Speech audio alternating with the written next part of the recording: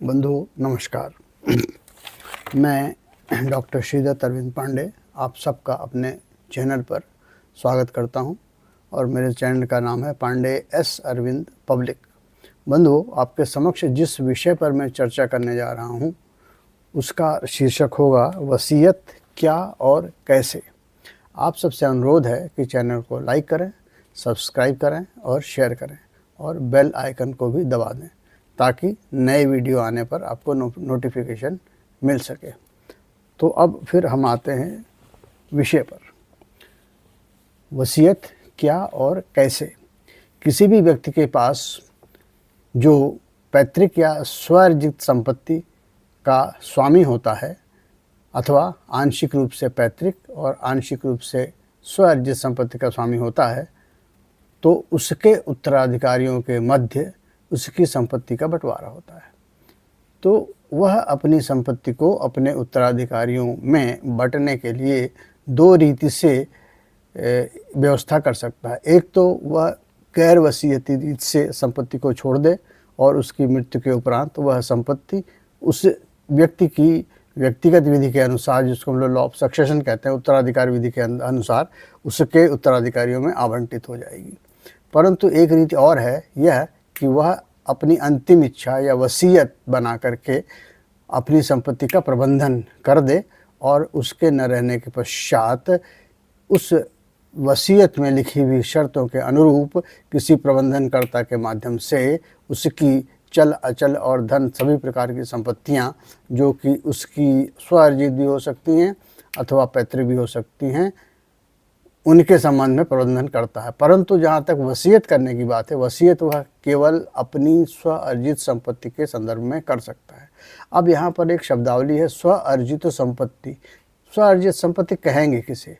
तो जब कोई संपत्ति मृतक की पैतृक संपत्ति होती है परंतु उसका बंटवारा हो चुका होता है और उसके जीवन काल में ही उसका बंटवारा हो जाए और वह उससे प्राप्त हो जाए और वह उसकी स्वअर्जित संपत्ति में सम्मिलित हो जाए, तो पूरी की पूरी संपत्ति, चाहे उसका स्रोत पैतृक रहा हो चाहे वह स्वअर्जित संपत्ति रही हो, दोनों ही सम्मिलित रूप से स्वअर्जित संपत्ति की श्रेणी में आती है और बंटवारा हो जाने अथवा सक्सेशन उत्तराधिकार में उसे प्राप्त हो जाने के पश्चात पूरी संपत्ति स्वअर्जित संपत्ति की श्रेणी में आएगी और उसका वह प्रबंधन अपनी वसीयत के माध्यम से कर सकता है।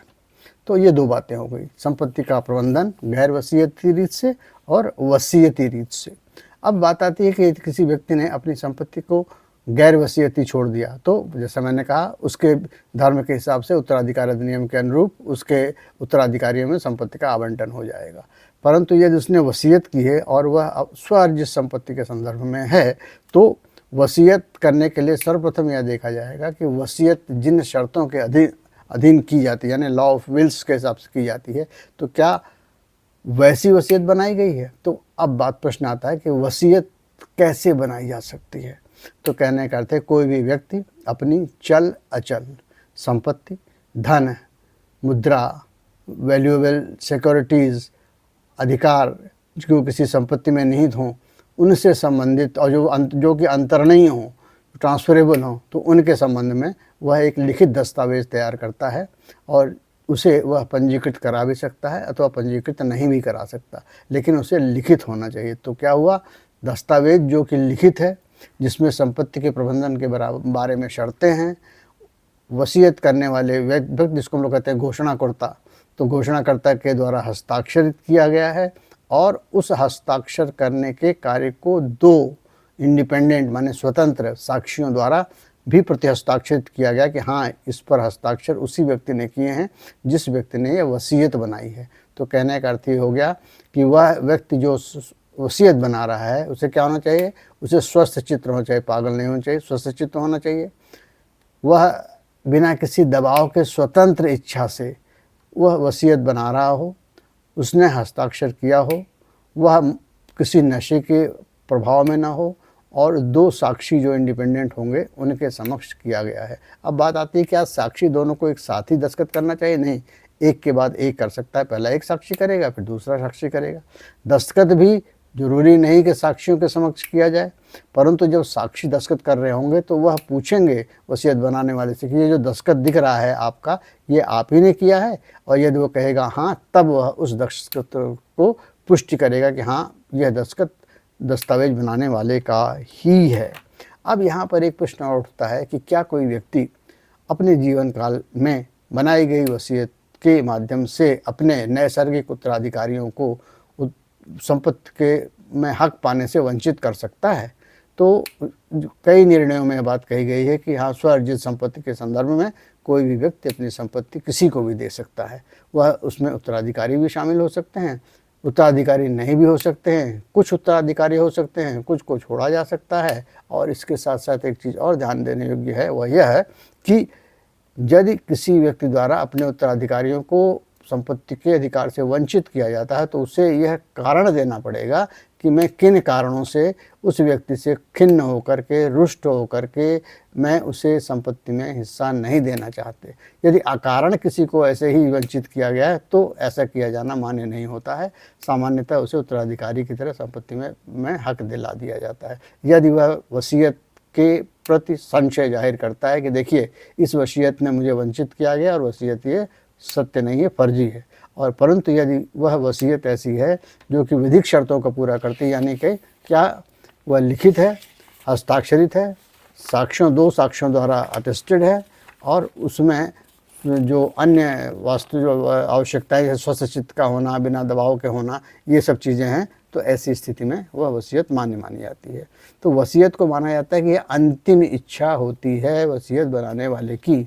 तो कहने का मतलब ये हुआ कि यदि किसी व्यक्ति ने एक वसीयत बनाई है और वसीयत बनाने के पश्चात उसका दिमाग, उसकी सोच, उसका योजना बदल जाती है तो वो दूसरी वसीयत बनाता है, फिर उसके बाद भी उसका मन डिग जाता है तो तीसरी वसीयत बना जाता है। तो वसीयतों में कई वसीयतें हैं तो जो लेटेस्ट होती है, नवीनतम होती है, और वह उसकी मृत्यु के पहले की होती है। तो नवीनतम और मृत्यु के पहले की जो वसीयत होगी वही नवीनतम मानी जाएगी, वही प्रभावी होगी। अब यहाँ पर एक प्रश्न उठता है कि क्या वसीयत का पंजीकरण कराया जाना आवश्यक है? नहीं, विधि के अंतर्गत कहीं भी वसीयत का पंजीकरण कराना आवश्यक नहीं है। अब प्रश्न ये उठेगा कि संपत्ति अंतरण अधिनियम में तो कहा गया कि 100 रुपये से अधिक की कोई संपत्ति का अंतरण होगा तो उसका पंजीकरण होना चाहिए। तो जी हाँ, वह जरूरी तब है जबकि इंटर वाइवस हो, दो जीवित व्यक्तियों के मध्य कोई संपत्ति का, अचल संपत्ति का अंतरण हो। यहाँ तो एक व्यक्ति जो अंतरण कर रहा है वह जीवित तो रहता है, परंतु जब वो प्रभाव में आती है वसीयत तो वह मृत हो चुका रहता है। तो मृत व्यक्ति के अधिकारों का अंतरण होता है जीवित व्यक्ति के पक्ष में, इसलिए यहाँ पर रजिस्ट्रेशन की आवश्यकता नहीं होती रजिस्ट्रेशन एक्ट 1860 के अंतर्गत।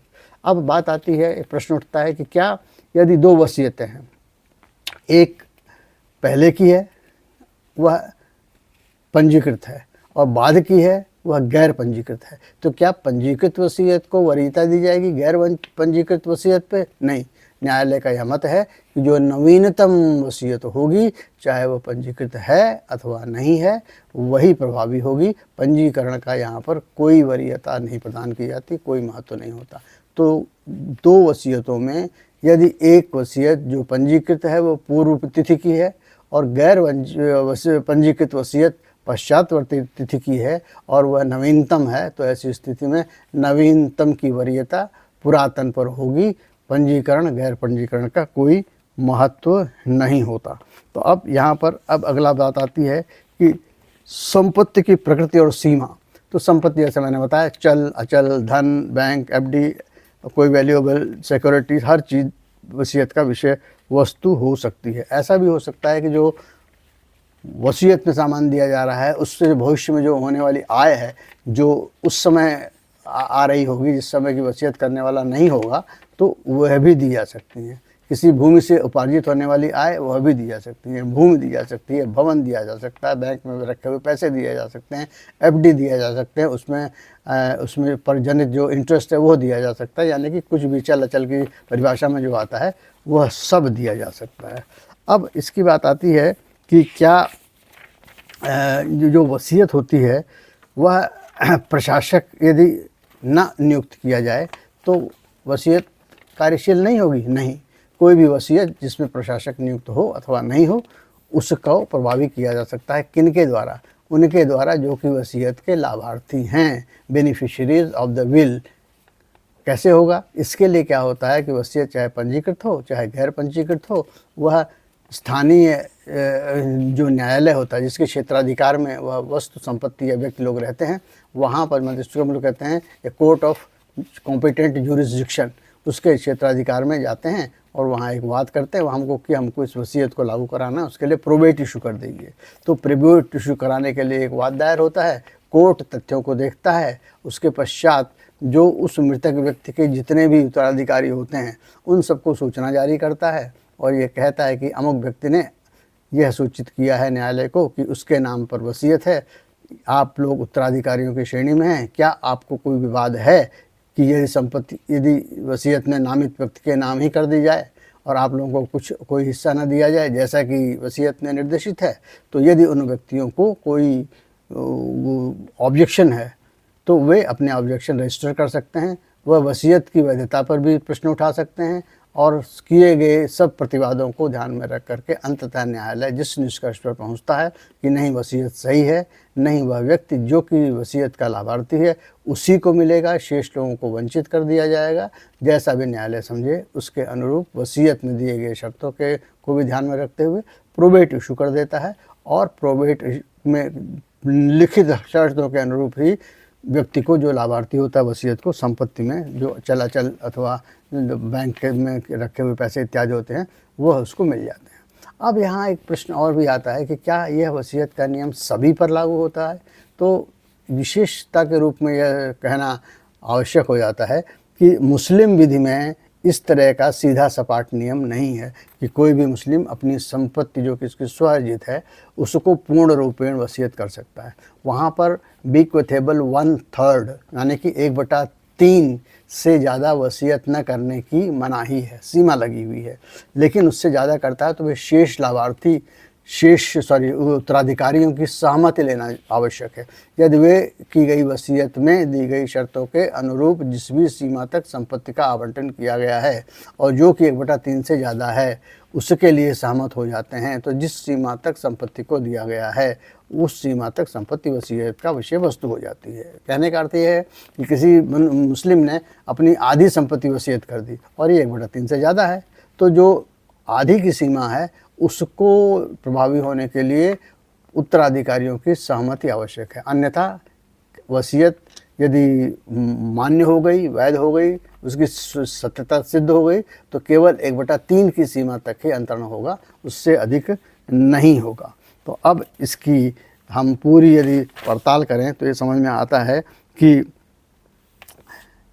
न्यायालयीन प्रक्रियाओं को ध्यान में रखते हुए वसीयत करने की शर्तों का पालन करते हुए प्रोबेट लेने के उपरांत हम किसी भी व्यक्ति द्वारा की गई वसीयत जो कि उसकी अंतिम इच्छा होती है उसको प्रभावी कर देते हैं। अभी एक 25 अगस्त 2025 को हुए एक निर्णय में एक समस्या आई कि एक व्यक्ति ने वसीयत की थी और अपनी पत्नी के नाम, पत्नी की नाम वसीयत हो गई और मनुष्य की जो पति था उसकी मृत्यु हो जाती है और उसकी पुत्र वधू उस मकान में रहती है, लेकिन सास से झगड़ा हो जाने के कारण वह स्वतः मकान छोड़ के चली जाती है। लेकिन जब पति उस व्यक्ति के ससुर जी यानी महिला के पति की मृत्यु हो जाती है तो वो मकान में रहने के लिए दावा करती है कि हमें भी इस मकान में रहना है।